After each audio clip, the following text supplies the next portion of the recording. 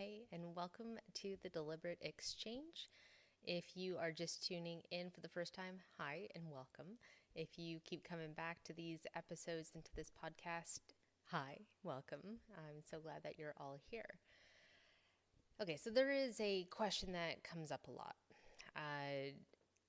And I think that it's one of those questions that kind of lives quietly in our bodies. And the question is, why does it still feel hard?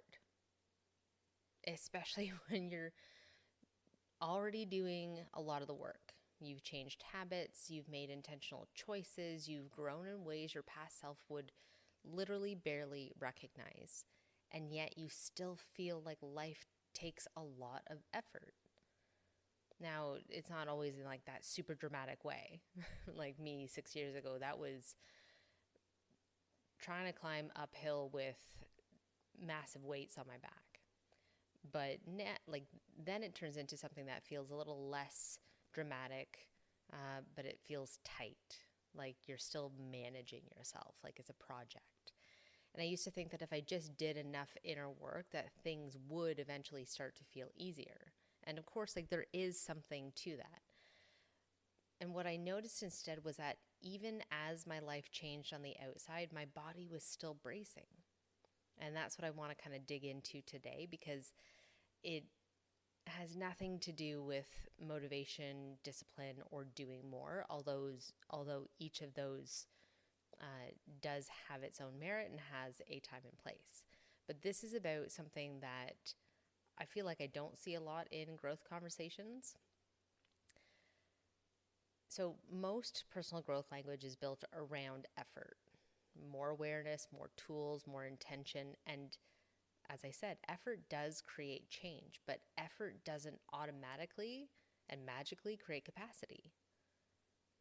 Capacity, which you've heard me talk about, is your nervous system's ability to feel safe when nothing is urgent, to receive ease without suspicion, like what do they want, or what will this lead to? It's to be able to rest without guilt and to experience success without bracing about like what people might think or what they might say, or do I deserve this? Am I an imposter? And here's the piece that quietly changes everything. You can change your life faster than your nervous system can actually integrate it. And when that happens, growth doesn't feel liberating, it feels really destabilizing.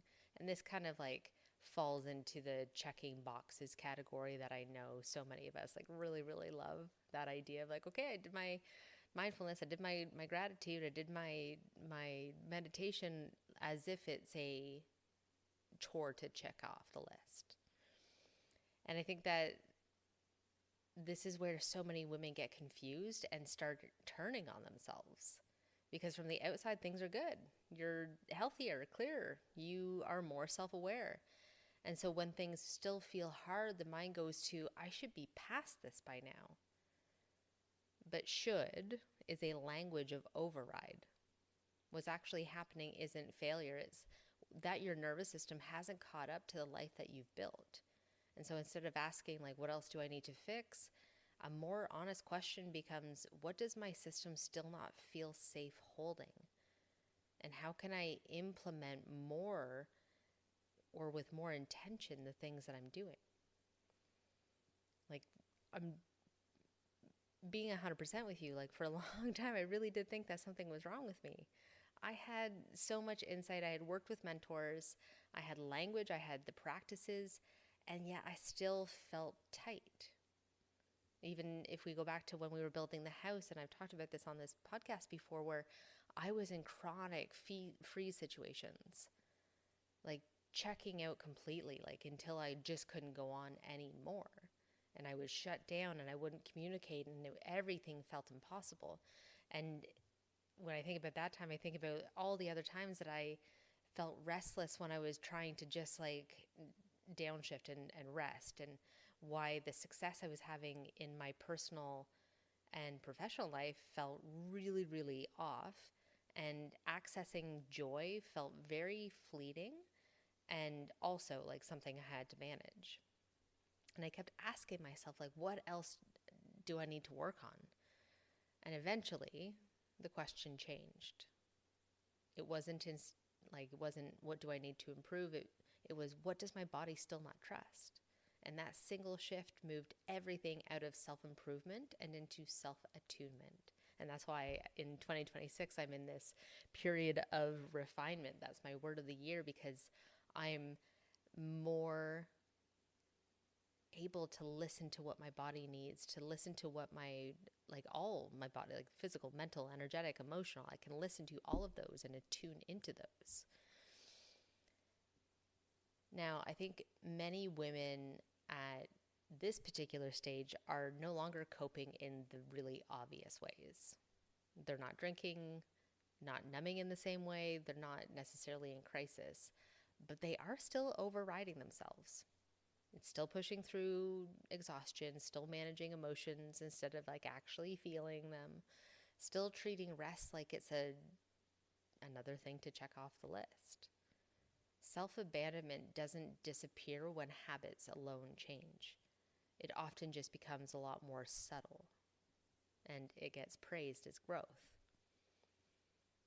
And at some point, as it does, the body stops cooperating.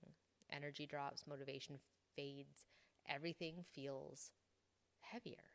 And the mind says okay, what's wrong with me now? And that's part of the problem. We keep defaulting to our mind to solve the problems that it has created. But when we're in this mode where we're no longer full of energy, when we don't have the motivation, when things are feeling really stuck or heavy, we're in collapse. But collapse isn't a character flaw. Collapse is what happens when a nervous system that's been surviving finally runs out of override. And the body isn't asking for more discipline, it wants safety. And I think that rest alone doesn't fix this. And of course, there's a lot of well-meaning advice everywhere on the internet, and it kind of misses the mark. Because people will say just rest. Rest is productive. Take a break. Slow down. I've said all those things in the course of, what I've been doing for the last 6 years. Now I understand it. Because when women hear those things, especially the women who learn safety through doing, rest feels awful. It feels uncomfortable. So they'll force rest and then still feel unsettled. And then they judge themselves for not doing rest right. So what's missing isn't rest, it's regulation. And safety isn't learned through collapse, it's learned through a rhythm. It's through consistency and gentle repetition and staying with the body when it feels like that, instead of overriding it and defaulting into Netflix or scrolling or just avoiding what our body is doing. Now there's also another layer here that I don't think gets named enough, and that's grief. There is grief in so many different manners, especially in the growth arena, if you will. There is grief for the version of you who survived by pushing. There's grief for the identity that kept you functional.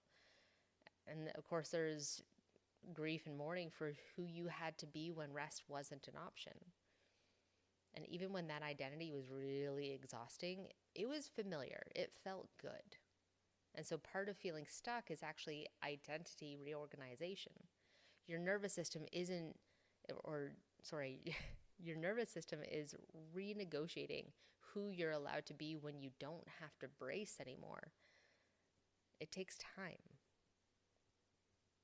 And expansion can end up feeling a lot more threatening than contraction. There's more ease, there's space, there's visibility, more support. But if more used to mean more responsibility or more pressure, the nervous system will resist it. So then anxiety shows up, not because something is wrong, but because something is unfamiliar here. And in my experience, the anxiety in my body was trying to talk. It was trying to say this is new, what's going on? I don't understand what this feeling is. And so if you're listening right now, if your chest feels heavy, or you're feeling maybe emotional, or maybe you're feeling quietly relieved, let that be Like your nervous system is starting to recognize itself in this conversation as you listen.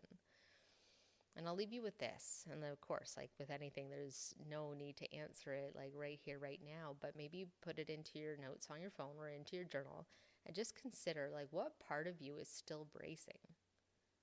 And that question, when you answer it honestly over time, will always point you towards what needs care and not correction. So if you're starting to realize that generic advice no longer works for you and you want clarity that actually honors your nervous system, check out the personal power map. That's where I start with the women that I work with. It's not about fixing anything, but it's about seeing things really, really clearly. You can see how your system responds to stress, where you're overriding yourself still. You can see what your next layer of capacity actually requires of you. And if you are wanting something that is more than just another insight cycle, but a steady place to practice living this differently, then you can join me in the deliberate practice. It's about consistency and safety and a rhythm that you can return to. And both are linked in the show notes. Take what fits, leave the rest. So nothing needs to change today, right now, in this instance. But awareness does create space, and space creates choice, and choice creates change. And if this episode has kind of called out something that you couldn't quite articulate before, I'd love for you to share it. That's how this work finds the people who belong here and who are looking for this next step. And in the meantime, breathe it in and be deliberate.